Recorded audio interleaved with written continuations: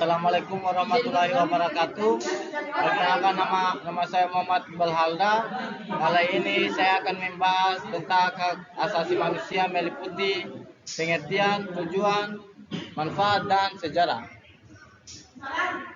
Yang pertama, pengertian hak asasi manusia, hak-hak dasar yang penting.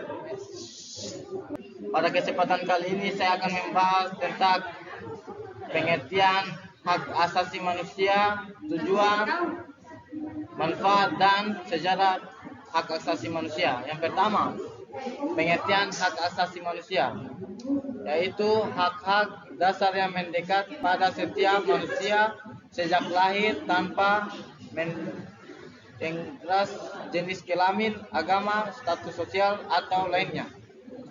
Kedua, tujuan menjelaskan pentingnya hak asasi manusia, sejarah perkembangannya dan tantangan yang dihadapi dalam pelaksanaannya.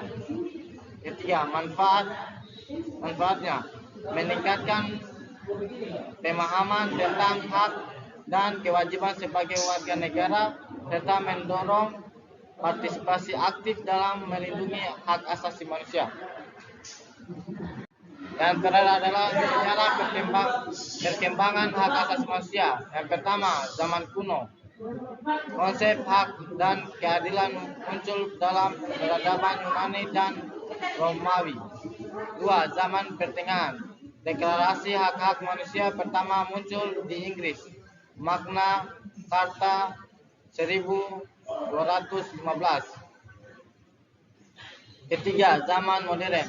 Deklarasi kemerdekaan Amerika Serikat pada tahun 1776 dan deklarasi hak asasi manusia dan warga negara Prancis 1789 menjadi tonggak penting.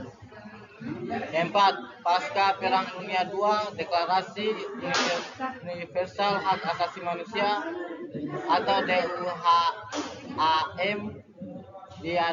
diadopsi oleh PBB pada tahun 10 Desember 1949.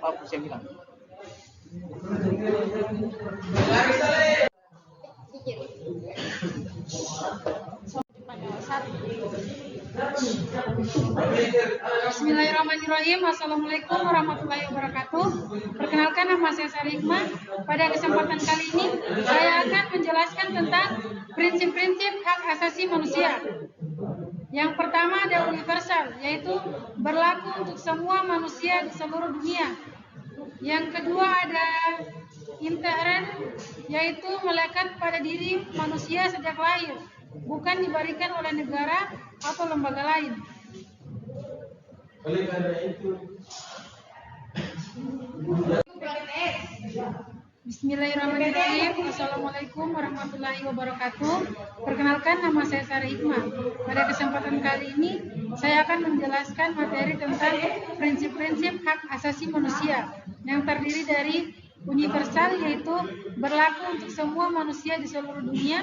Yang kedua ada inherent, yaitu melekat pada diri manusia sejak lahir, bukan diberikan oleh negara atau lembaga lain. Yang ketiga ada inalienable, yaitu tidak dapat dicabut atau dihilangkan.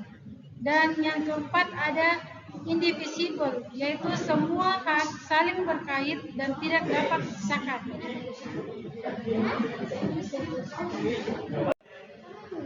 Selanjutnya ada kategori hak asasi manusia.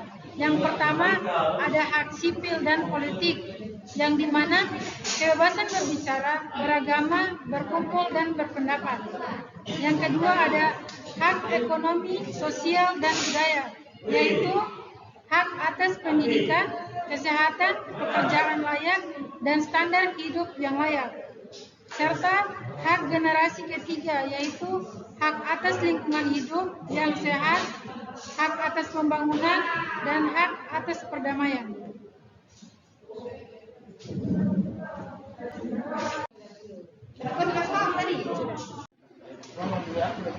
Selanjutnya, jaminan hak asasi manusia di Indonesia yang telah diatur dalam Undang-Undang Dasar 1945 pasal 28A sampai Z yaitu menjamin hak asasi manusia.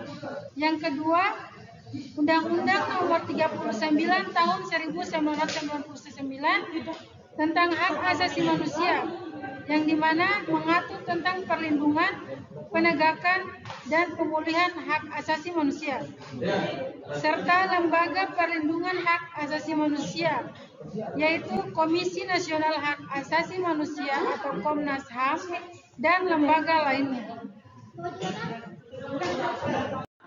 Assalamualaikum warahmatullahi wabarakatuh. Perkenalkan, nama saya Lucia dan saya akan melanjutkan materi kami, yaitu hak asasi manusia.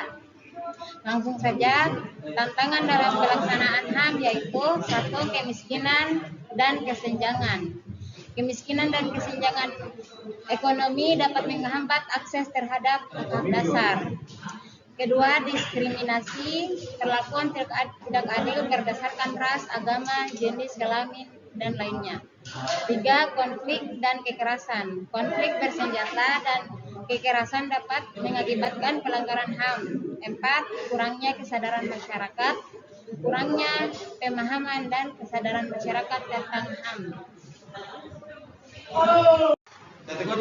Peran kita dalam melindungi HAM. 1. Mengenal hak dan kewajiban, memahami hak cipta dan kewajiban sebagai warga negara, menghormati hak orang lain, bersikap toleransi dan menghargai perbedaan. 3. Melaporkan pelanggaran HAM, memberikan informasi kepada lembaga terkait jika terjadi pelanggaran HAM. Maksudnya di sini kita wajib melaporkan ke polisi atau pihak yang berwajib jika kita melihat ada yang melakukan pelanggaran HAM. Ketiga, berpartisipasi dalam aksi advokasi atau mendukung organisasi yang memperjuangkan hak-hak dari hak asasi manusia tersebut. Kesimpulannya adalah hak asasi manusia itu adalah dasar setiap manusia yang harus dilindungi dan dihormati. Kita sebagai rakyat Indonesia wajib melindungi hak asasi manusia karena ia adalah dasar setiap manusia yang harus dilindungi. Kemudian pelaksanaan HAM di Indonesia terus mengalami kemajuan, namun masih banyak tantangan yang harus diatasi. Setiap individu memiliki peran penting dalam melindungi dan memperjuangkan HAM. Artinya di sini kita seluruh warga negara Indonesia mempunyai hak untuk memperjuangkan dan melindungi HAM tersebut. Sekian video dari kami, kurang dan lebihnya mohon dimaafkan. Wassalamualaikum warahmatullahi wabarakatuh.